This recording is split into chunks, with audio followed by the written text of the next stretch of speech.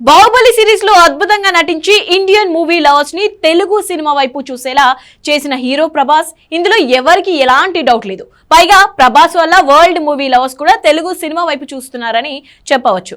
Latest గా సలార్ తో అదిరిపోయి hit కొట్టి తన కట్అవుట్ కి ఉన్న వాల్యూ చెప్పాడు. దీంతో ఇప్పుడు అందరి దృష్టి కల్కి మీద పడింది.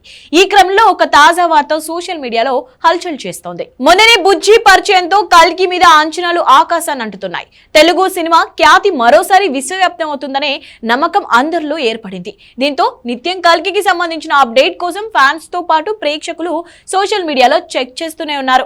ఈ ప్రాసెస్ లో ఓ న్యూస్ వాళ్ళలో ఆనందాన్ని తెస్తోంది.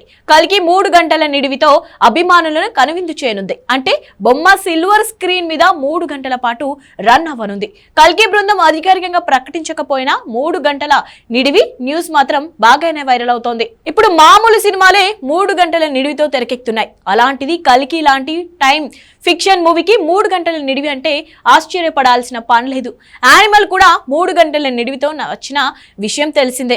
మహానటి ఫేమ్ నాగ్ అశ్విన్ దర్శకత్వంలో తెరకెక్కుతున్న కల్కిలో డార్లింగ్ తో పాటు యూనివర్సల్ నటుడు కమల్ హాసన్, ఇండియన్ సినీ దిగ్గజం అమితాబ్ బచ్చన్లు కూడా స్క్రీన్ షేర్ చేసుకుంటున్నారు. మహాభారతంలోని ద్రోణుడి కుమారుడు అయిన అశ్వత్థామగా అమితాబ్ బచ్చన్ చేస్తున్నాడు.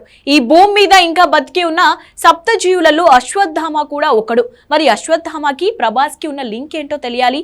అలాగే కమల్ క్యారెక్టర్ ఏంటి, ప్రభాస్ తో ఉన్న లింక్ ఏంటి అనే క్యూరియాసిటీ కూడా అందరిలో నెలకొంది. దీపికా పదుకొనే హీరోయిన్ గా చేస్తుండగా దిశా పటాని ఓ ప్రత్యేక పాత్రలో మెరవనుంది. ప్రెజెంట్ ఇండియాలో ఏ నలుగురు కలిసినా కల్కి గురించి చర్చించుకుంటున్నారు.